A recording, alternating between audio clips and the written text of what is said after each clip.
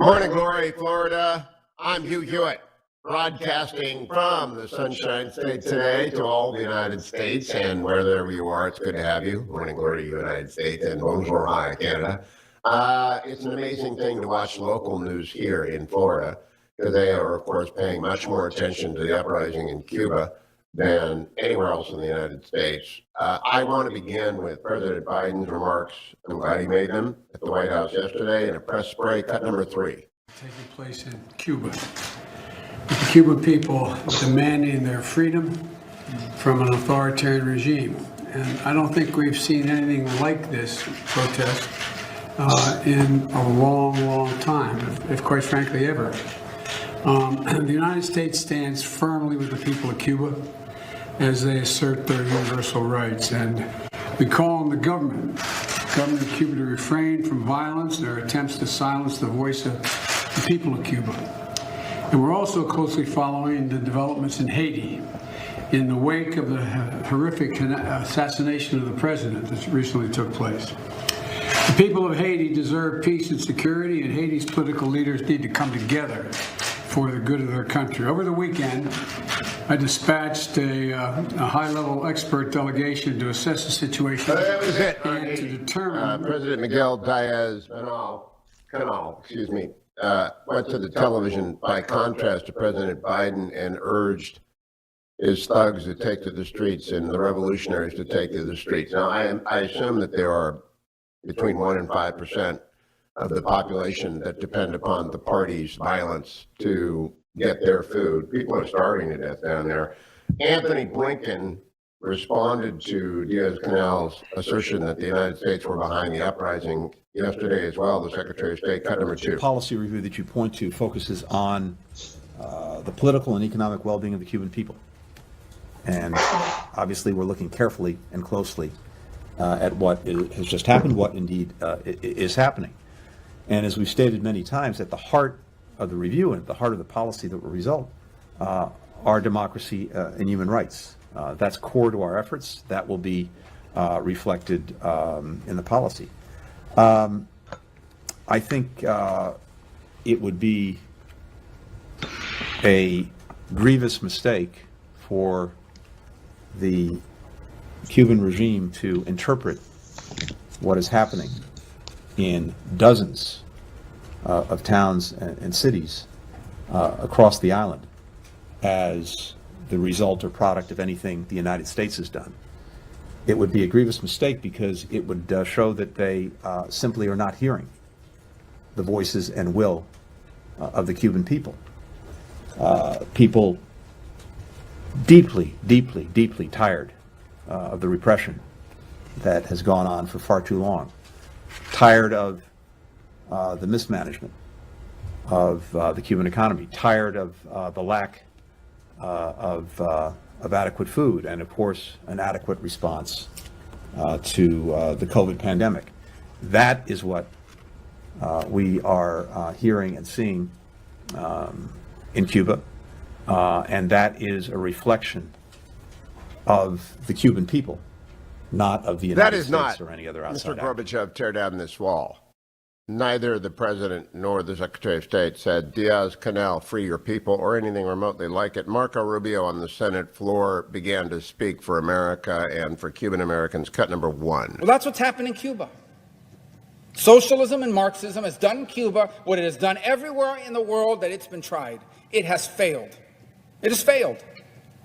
They gave up their freedom, or they were told, give up your freedom in exchange for a world-class healthcare system.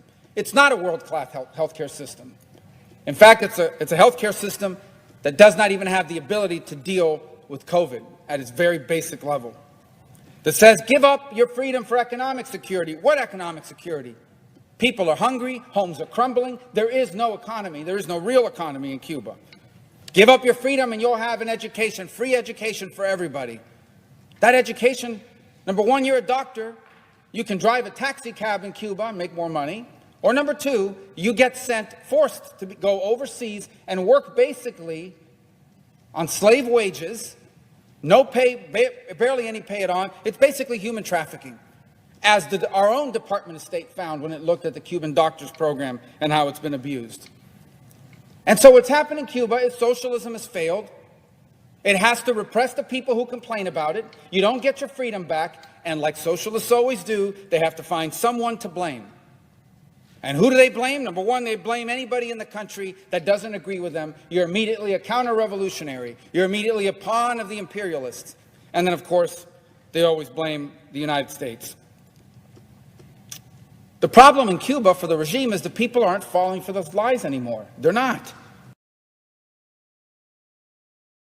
Senator Rubio was speaking, I think, for the Cuban people yesterday, and all over the media, there was an incredible failure to cover this. The only good report I saw was by Andrea Mitchell of NBC News on Lester Holt's program last night. This is a potentially turn of history moment, 90 miles from Key West, and our national news media isn't covering. Now, we have reporters there. They're not venturing into the countryside. They are not doing Arab Spring, Ukrainian Revolution, Lebanon Revolution. They're not covering the revolution. They're cowering.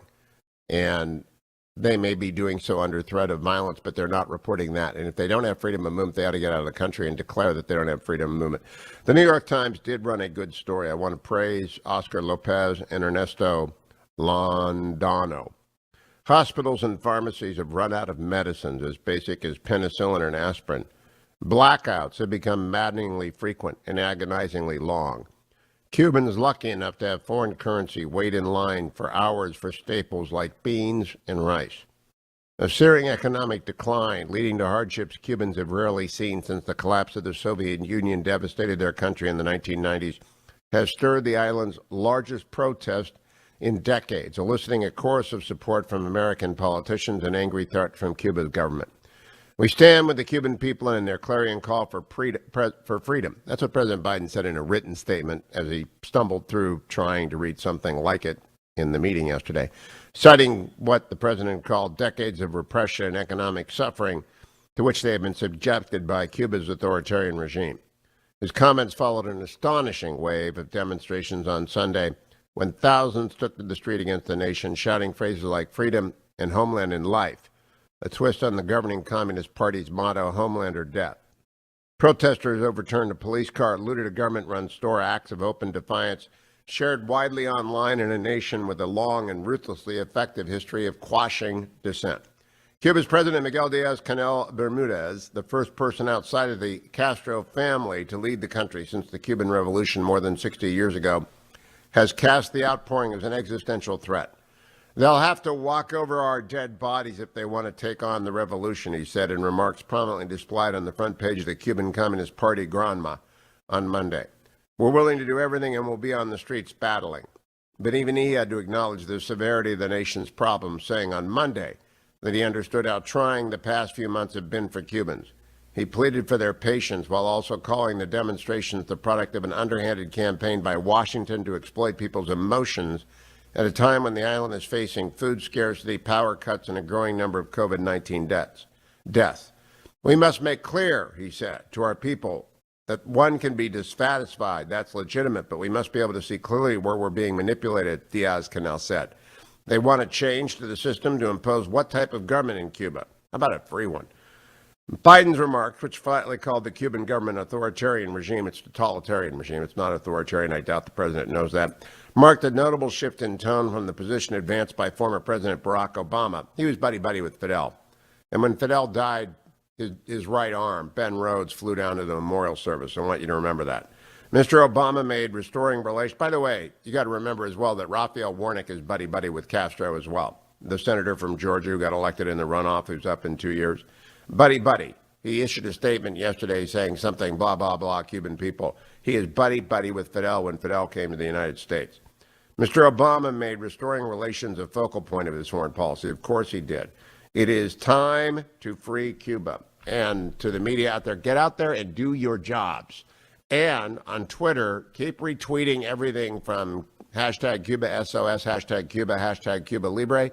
Let people know that you are on their side. And Senator Rubio will be joining me a little bit later on today's show, as will some of the regular guests. Don't go anywhere, America. We come back. I'll update you on Larry Elder, running for governor in California. Follow him on Twitter at Larry Elder. Of course, I am neutral. I'm going to moderate debates at the Nixon Library later this summer. But Larry Elder is in the game, in the hunt in California. Stay tuned. Welcome back, America. That music means David Drucker, the Washington Examiner, joins me. Good morning, David. How are you? I'm great, Hugh. How's Orlando? It is terrific. I want to ask you how the reconciliation debate is working out. I'm focused on Cuba. There's not much to report there that I haven't already reported, but I know that Bernie is dropping his reconciliation outline today, I think. Yeah, look, I mean, this thing, one way or the other, will work itself out, and then I think Democrats will end up gathering votes they need for some reconciliation vehicle. I think the question is, what's going to be in it? What are the dollar amounts going to be? The Democrats are, I think, struggling to get some things done because they are, and I don't know if this is purposeful or not, but they're sort of treating this year and last year, and this year and next year, as if it's their only chance to do anything, and then it's all over. And that might be true in terms of the next midterm election, but if they took a look at the size of their majorities, and in the Senate, of course, the majority only exists because of the tiebreaker. It's a 50-50 split.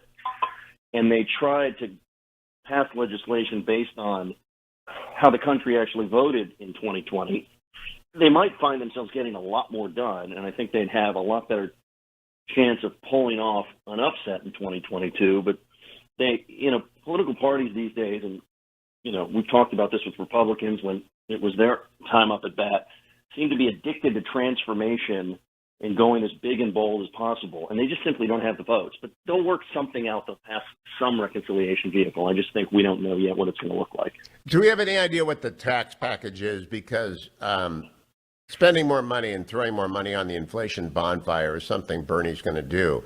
What will get blowback for even more members in the House and may create a Rock of Gibraltar obstacle are tax hikes in swing districts on people like stepped-up basis. If they get rid of stepped-up basis, they can kiss goodbye to the Virginia suburbs. The only guy that's going to help is Glenn Youngkin, because half of the people in Virginia will get hit by that. Right. So again, I think it sort of goes back to whether or not they're going to try and govern with an eye towards maintaining their control over some of these swing suburban districts. And I think that's up in the air, right? Because I think whenever, what's become popular over the past few years, really longer than that, is the idea that tax increases in and of themselves are not necessarily problems with voters. The tax cuts are not necessarily big winners with voters. And so I think it's going to be in part about whether the Democrats that are in these districts put their foot down and say no. And by the way, whether they put their foot down and say, we want a return of some of the tax benefits that we lost or our constituents lost with the mortgage tax deduction and SALT and all of that. Nancy Pelosi has 5 votes in the House. There are enough centrists, or at least Democrats from these suburban swing districts, such that if they put their foot down and said, no, not unless we get this or that, they could actually do some damage or, work their will. It's just a question of whether they're going to do it. Now, the way I understand the tax debate, the Republicans shot themselves in the foot. And I talked to Kevin Brady about this. I warned Paul Ryan. When they did away with SALT, they lost Orange County, California, because that was, if you live in a high tax state and you take away the state and local income tax deduction, the property tax deduction from your federal income taxes, you just lose suburbs. Democrats didn't take the hit for that. Republicans did. If Democrats take away stepped-up bases and the working wealthy get hit, they're wealthy because of the value of their home. And they know all of a sudden what they work to accumulate for their kids is imperiled by 30 or 40%, whatever the caps gain is. And it would be, I think, 43% adjusted in most states. They're going to get hammered. That's the thing. I think, they don't need to get SALT back. They just can't do an unforced error like the Republicans did. Well, I agree with that. And, and I think that's one of the things that Republicans are still dealing with is that, for a lot of suburban voters, they weren't Republicans for cultural reasons. They were Republicans for fiscal reasons. And when they lost some of that juice on the fiscal side for why they've been voting Republican, they didn't necessarily want to be a part of the coalition. And I think for Democrats to solidify some of the gains they've made in the suburbs in 2018 and 2020, even though some of those seats did go back into the Republican Party, a lot of those seats held. If they want to solidify the trend, and we've seen a lot of this, particularly in suburban Dallas, suburban Houston, suburban Atlanta, they're going to have to take into account what really motivates these voters. Education, law and order, crime issues motivate these voters, but fiscal issues, how you're taxed. It's not a very popular thing to say when I try and talk about this, Hugh, but you just use the term, and it's very important, the working wealthy. These are people that, by all accounts, are doing extremely well. They have all the accoutrements of doing extremely well, but they have to work to maintain it. They're not independently wealthy. And the minute they get a major tax hit, or if somebody loses their job, or there's a change in an industry where they're earning a great living, all of a sudden it all goes away, and that's a big problem. And I don't think a lot of politicians understand that. The working wealthy is what we used to call the upper middle class, and now they're the wealthy because they have a house that's worth $1 million, but it's not going to be worth $1 million at their death if the Democrats get their way. It's going to be worth $400,000. David Drucker, thank you, my friend. Don't go anywhere, America. It's the Hugh Hewitt Show, Hour 2, straight ahead. Morning glory, America. Bonjour, hi, Canada. Hugh Hewitt in Florida at the Alliance Defending Freedom gathering to discuss where religious liberty is headed next year. I'll be joined by a couple of their lawyers later in the program. I'm joined now by Byron York of the Washington Examiner, Fox News. Good morning, Byron. How are you? Good morning, Hugh. Doing well, thank you. Byron, do you think media is doing its job in Cuba? No. You mean the U.S. media? U.S. media. Of course not. Of course not. I agree. There was basically a story in the Babylon Bee of Bernie Sanders purportedly going down to Cuba to explain to Cubans why they should be happy with all of their social services. It's not so far off some of the media coverage. Now, I watched a good report by... I should remind everybody. Okay. Yeah. I watched a good report by Andrea Mitchell on Lester Holt's Nightly News last night, and it's a desert other than that. I mean, there's a little bit here and a little bit there showing some clips of video, and I'm wondering, we being the American media, covered the Arab Spring extensively, as I did on this radio show, as you did on Fox. We covered the Ukrainian Revolution, the Cedar Revolution in Lebanon. We even covered the Green Movement in Iran while President Obama studiously ignored it. Why not this? I mean, don't we have reporters all over Cuba? And it's 90 miles from Key West. I mean, this is actually really extraordinary, but it does fit, obviously, into a long history of left-right politics in the United States. Obviously, the large numbers of Cubans who came to the United States in 1959, 60, 61, were many of them eventually became Republicans, became quite conservative, became Ronald Reagan supporters, and that part of the Cuban community in Florida was viewed as a Republican conservative group. Meanwhile, there were lots of intellectuals and people in the press on the left who essentially sympathized with what Fidel Castro had done. They talked endlessly about free health care available in Cuba, as if somehow that created a quality of life in a country that was not free. So there's been this divide always. So I'm not really surprised to see it continue. You saw it continue through the death of Fidel Castro, then the ascension of his elderly brother Raul Castro. I mean, and so you're seeing it still.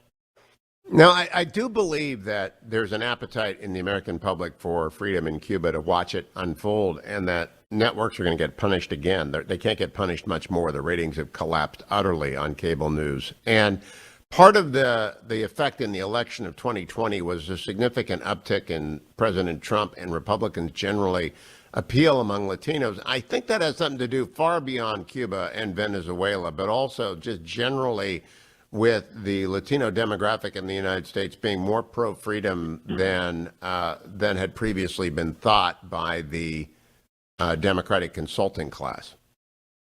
Well, so much of analysis, mainstream analysis of the Latino vote in the United States had been based on the question of immigration, with the idea that Latino voters would, of course, support more illegal immigration because they just would. Well, it was absolutely untrue. It was absolutely untrue. And I will say this has been a Republican problem, a Republican fixation. Remember 2012, Mitt Romney doesn't do well among Hispanic voters. The party does the so-called autopsy after Romney's loss, and they come out and say, we are not going to make any policy recommendations in the autopsy. And they break their rule. They make one policy recommendation, which is to try to win more Latino votes. And if I may go on a little hobby horse here, the secret to winning Latino votes is campaigning in areas where there are Latino voters. If you show up, deliver your message, not a pandered message, not a message tailored to them, your basic Republican conservative campaign message, you'll do fine. And I think Trump did that somewhat. He did well, and obviously he won Florida both times, won it more decisively the second time around than the first.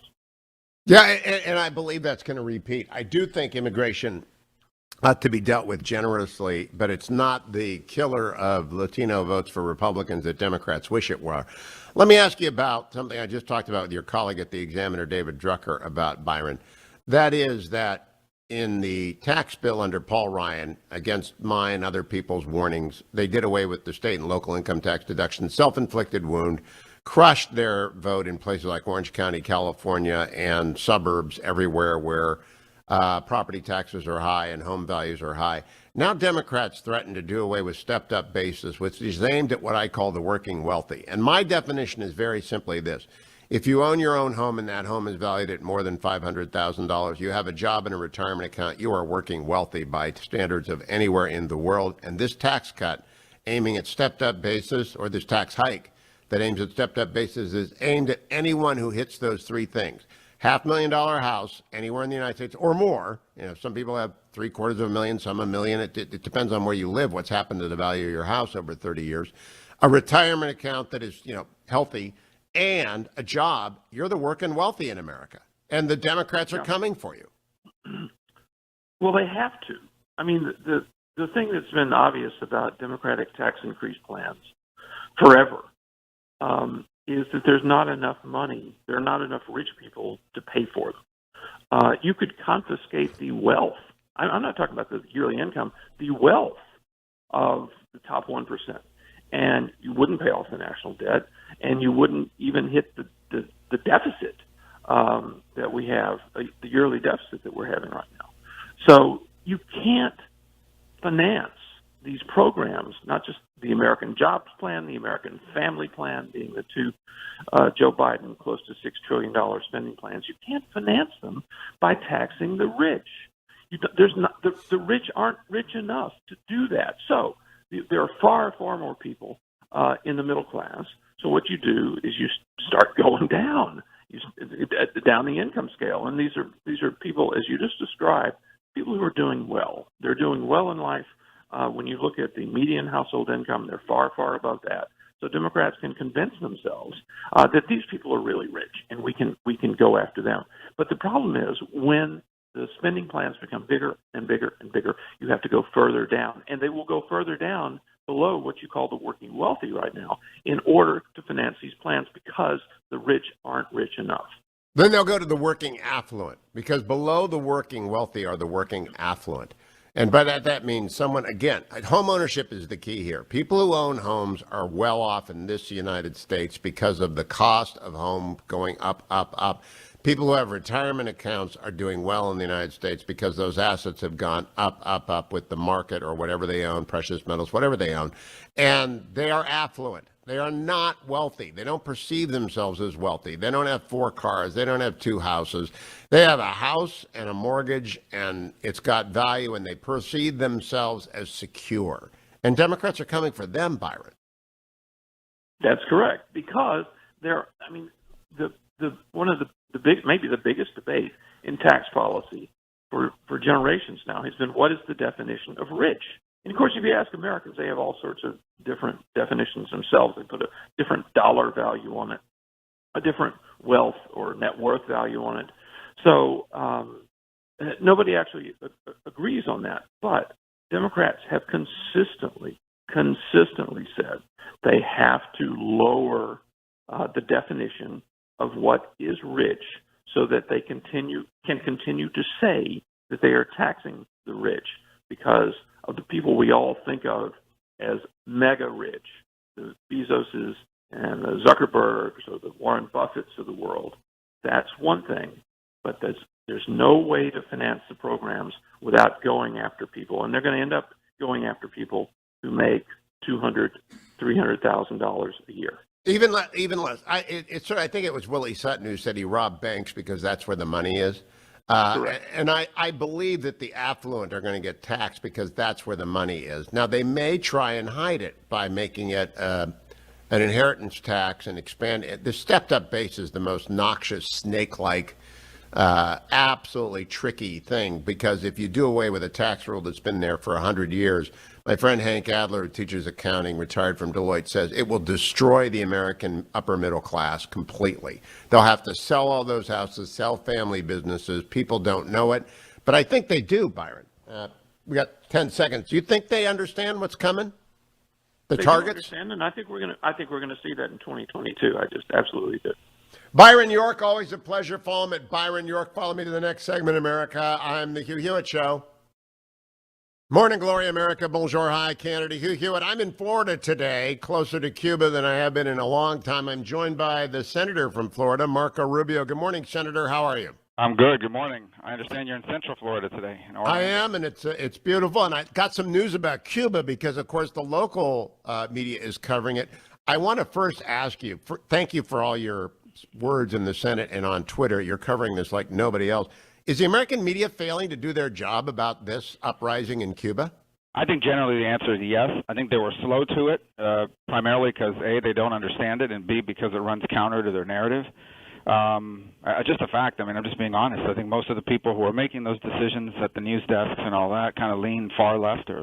And for them, this is a government that, the far left government, that's actually more than that. It's a Marxist, socialist, communist government. And so I think it makes them uncomfortable because the narrative they always pursued is, Cuba does a lot of things right.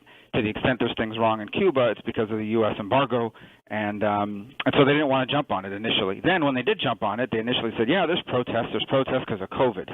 And then they said, yeah, there's protests, but they're protests because of COVID and because the U.S. sanctions are making things even far worse. And so I think it's very, very uncomfortable for them. And the thing has been very uncomfortable for a lot of people in American politics to acknowledge that there are thousands upon thousands of people in 42 cities on an island 90 miles from our shores that are taking to the streets in open rejection of Marxism and communism.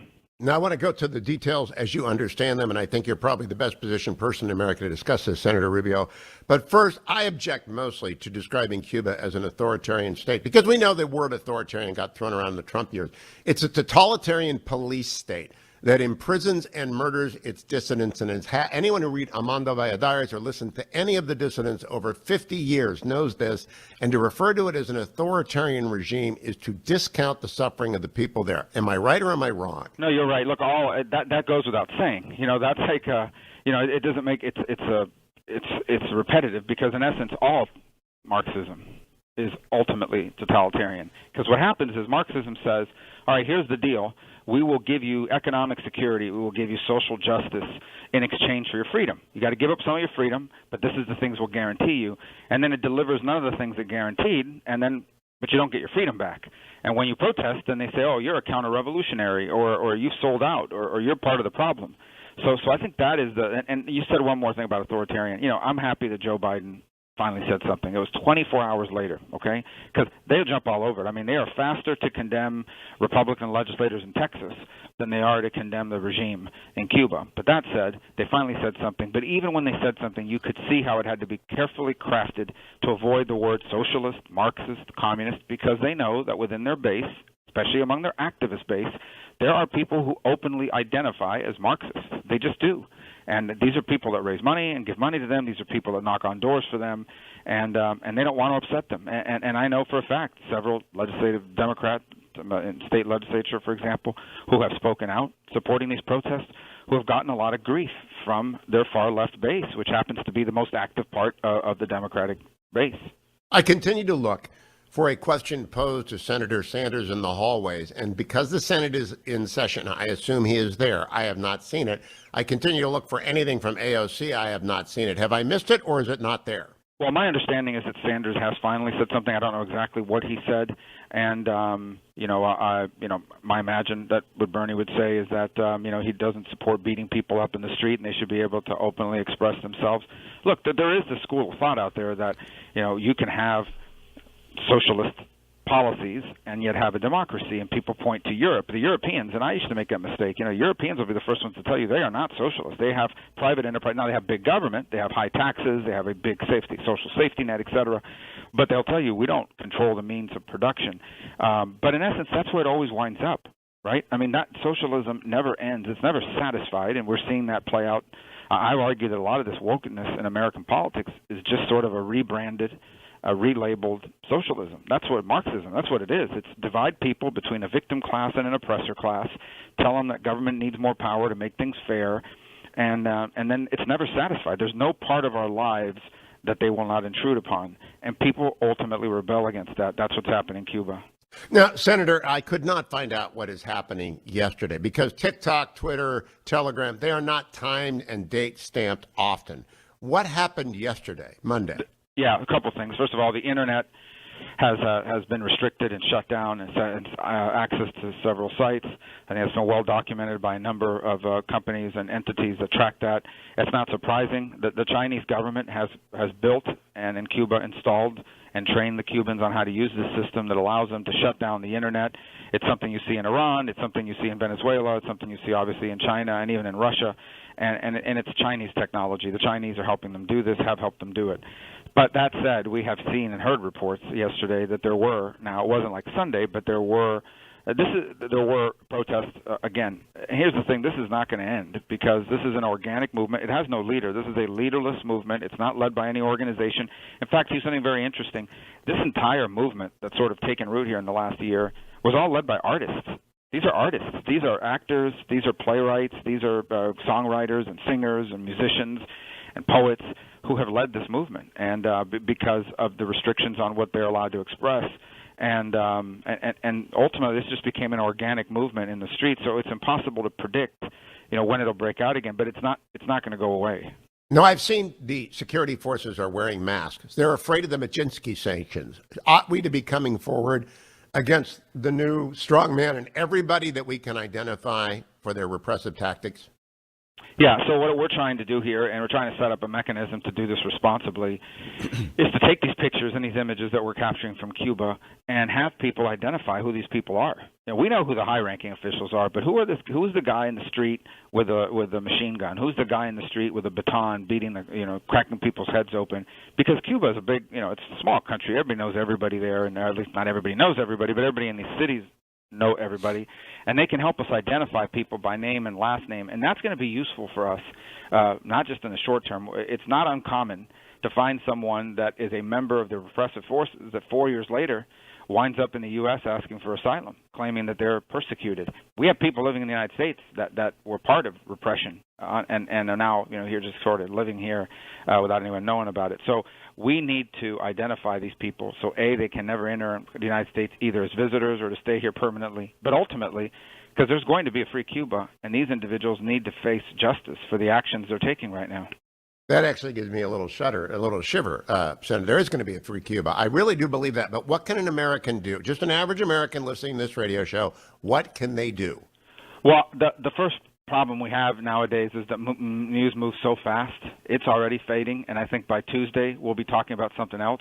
And so I think there's going to be this tendency to sort of move on and say that was a one-time thing. The Cubans know this. If they can restrict these videos from coming out for a couple of days, they know our attention will move on. So we need to keep talking about it because these people really do look to us to understand that we are their echo to the world. I think in that vein, there are four things I'd like to see concretely. The first is I'd like President Biden to repeatedly state very clearly, as well as here in the Senate and in the House, whose side we are on. We are on the side of the people against a Marxist, socialist, communist regime. We need to say that clearly. Number two, we need to make clear to the Cuban regime that there isn't going to be any changes to the Trump policies, that the policy review is over, the policies stay in place, because they are hoping that things will change. And in fact, they're going to try to use this crisis now that they're facing to leverage that, to say, look, unless there's some changes to your policies, things aren't going to get better in Cuba. And in fact, they're going to threaten us with a mass migration. They're going to say, it's inevitable. 50,000 people are going to get on rafts and head to America. And that's the third point. I think Biden needs to make it abundantly clear to the Cuban regime that any encouragement to mass migration towards the United States is going to be treated as a hostile act, and we will react accordingly. It's virtually an act of war to just send a human wave, and it's inhumane. And the fourth, and I think something I've really been focused on for a long time, we were making progress on it under the Trump administration, and I hope we can restart it under the new administration, and that is provide the people of Cuba unfettered, unfiltered Internet access using satellite technology to make Internet available on the majority of the island of Cuba so that people can go onto that system, communicate with each other, communicate with the world, and not be filtered out by this Chinese software system that's been installed. Now, Senator, I want to add a fifth because you educated me yesterday and I did some research on it. I heard you mention the doctor export program, and I've heard about Cuban doctors carrying the revolution forward everywhere, but you mentioned it is akin to human trafficking, so I began to research it. Indeed, it is. They are being, in essence, kidnapped and sent abroad to be the happy face of the revolution for slave wages or no wages. I don't think any country should accept Cuban doctors. And that's the pressure we've created. These doctors are sent to these countries, and then they're basically paid $1 or $2 a day. In fact, a couple of them were kidnapped, I believe, in Kenya a couple of years ago, never to be heard from again by one of these Islamist forces. And so you have these issues. And we used to have this program, and it was given away by the Obama administration as part of their opening. And the program was this. Cuban doctors who were overseas could ask for asylum, and they were granted visas by the United States to come into this country. And the reason why the Cuban regime hated it is because they were afraid to send doctors overseas because they would defect. And so part of the things they insisted upon from the Obama administration, and Obama gave to them, was the end of that visa program. Now, we're not talking about tens of thousands of people coming into the United States here, but we are talking about one more pressure point, because the Cuban government gets paid. They generate revenue. In essence, they send these doctors overseas. The host country pays the Cuban regime, and the Cuban regime pays these guys like $2 a day, meager. They can't even subsist on it. Some of them are living in deplorable conditions, and they would defect in a heartbeat if they could. Now, my last couple of questions, Senator. The Cuban Olympic team will soon arrive in Tokyo. Cubans always do very good at a couple of sports, but it's particularly boxing. If I see one human interest feature, and this is my network, NBC, I just hope they don't make the mistake, one human interest feature about how wonderful this Cuban boxer has it, it will be disgusting if it is not paired with the video. Have you talked to NBC about that? I haven't. It's a good point. And look, there are some athletes in the Cuban, Olympic team that follow the line. You never know if it's real or unreal. You have to understand their families are back in Cuba.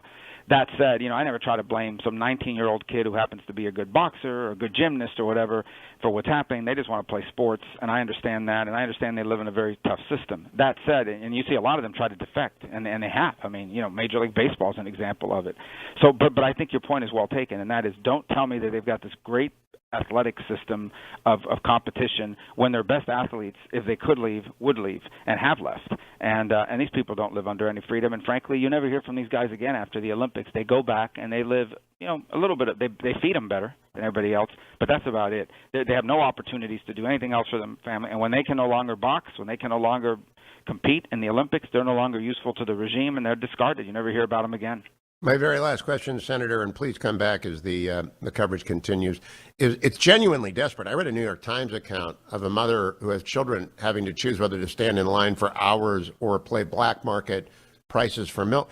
Is this as desperate as it has been in Cuba in your lifetime?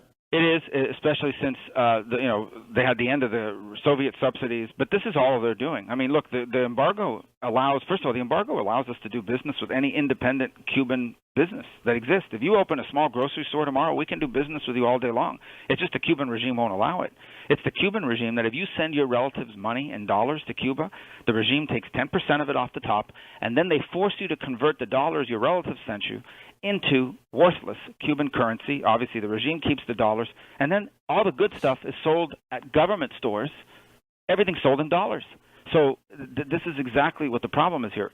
The Cuban government is the one that doesn't let the fishermen catch fish and sell it to the people. The Cuban government is the one that doesn't let the Cuban farmer grow things and sell it to the people. It's the Cuban government who build these luxury hotels for tourists while people's homes are crumbling. They're the ones that are responsible for this. Senator, thank you. Keep coming back. Keep talking on the floor of the Senate. It's actually the only coverage I'm getting that is comprehensive is from your Twitter feed, and I appreciate it very much. I hope the American media joins you in the effort. Thank you, Senator. Thanks for having me on.